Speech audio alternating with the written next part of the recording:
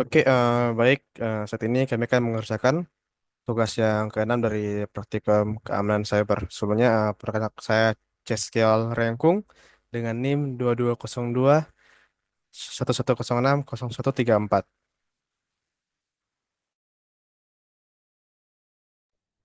Eh, Nama saya Gerald Takalamingan dengan NIM 2202 1106 0297. Nama saya Septian Kambe dengan NIM 2202 1106 0300. Oke, saat ini kami akan mengerjakan untuk yang lab pertama itu Anatomy of Malware.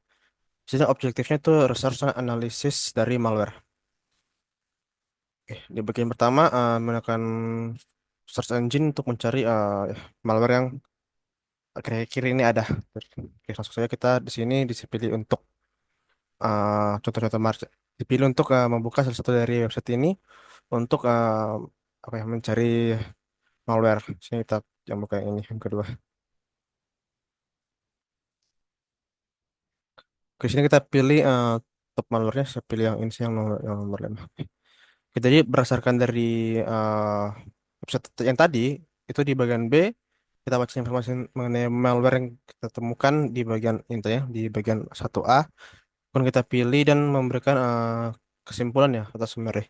Jadi virus ini tuh yang malware yang kita simpulkan itu adalah ini Nesta virus file injector infector DDS. Itu adalah sebuah jenis malware yang berbahaya dikategorikan sebagai virus file infector. Jadi virus ini tuh bekerja dengan cara menyisipkan kode-kode kode jahat ke dalam sebuah file executable executable ya, yang membuat dapat menyebar dengan cepat ke seluruh sistem terinfeksi. Setelah masuk ke dalam sistem, jadi Nesta ini akan memodifikasi registrasi dari Windows, tepatnya pada entry ini ya, eh, haki, kelasan, dan seterusnya. Kemudian, agar setiap kali pengguna menjalankan file berekstensi executable ini, terus akan mengeksekusi file tersebut dengan nama svchost.com. Jadi teknik ini memastikan virus tetap aktif dan terus berjalan terus menerus di latar belakang atau di background. Jadi penyebaran virus tersebut itu melalui file ini yang sudah terinfeksi. Jika file tersebut dipindahkan atau dikirim ke perangkat lain, misalnya kayak di USB, email atau jaringan lokal, virus itu akan ikut terbawa dan dapat menginfeksi sistem baru. Selain itu, Nesta ini juga mampu mengumpulkan informasi dasar tentang sistem yang terinfeksi yang kemungkinan digunakan untuk mendukung penyebaran atau serangan lanjutan.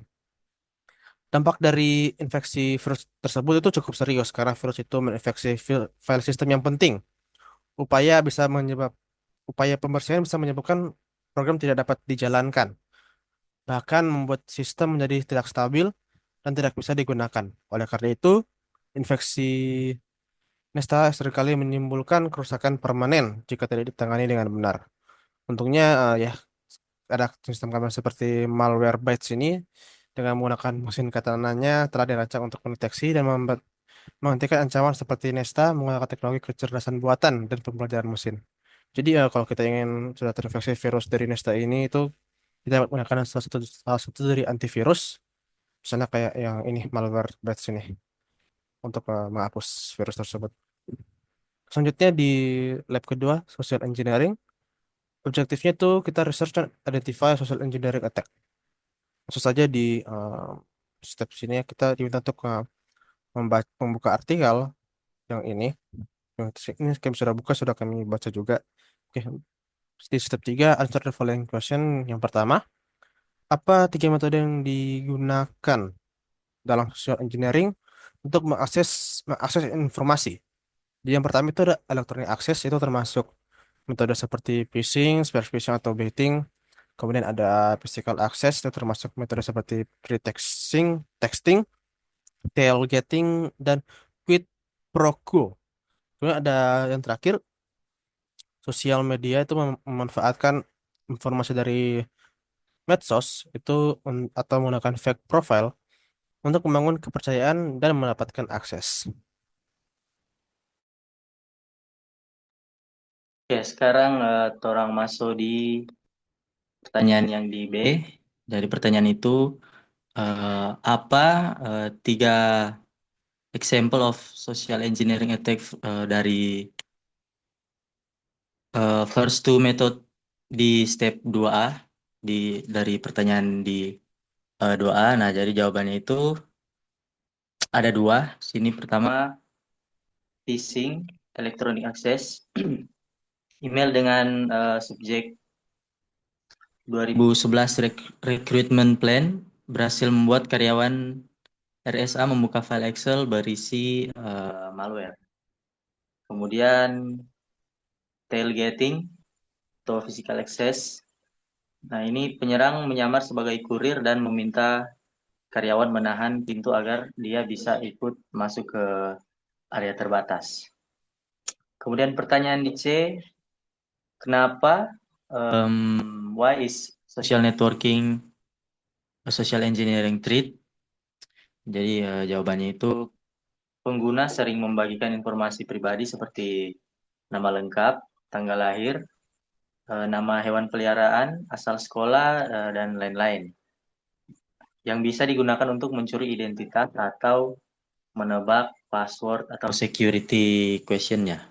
Kemudian penyerang bisa membuat fake profile di suatu platform seperti di LinkedIn dan menghubungi target sebagai recruiter palsu untuk mendapatkan kepercayaannya.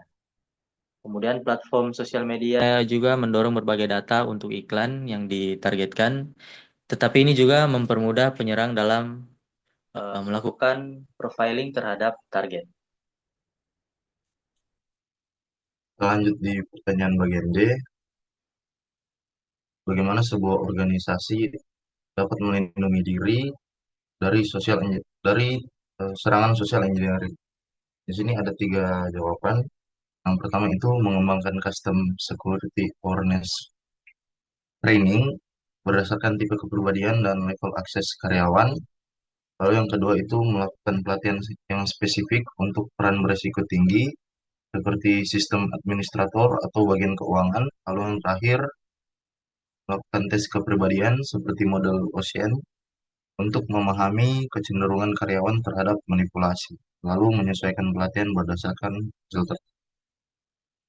Pertanyaan bagian E, apa itu SANS Institute? Dari penulis artikel ini, SANS Institute adalah lembaga pelatihan dan riset keamanan informasi yang terkenal secara global. Mereka menyediakan pelatihan, sertifikasi seperti GIIC, dan white paper tentang topik-topik penting dalam cybersecurity. Artikel ini adalah bagian dari proyek sertifikasi GIIC Gold dan ditulis oleh Michael Alexander. Sekian dari kelompok kami. Terima kasih.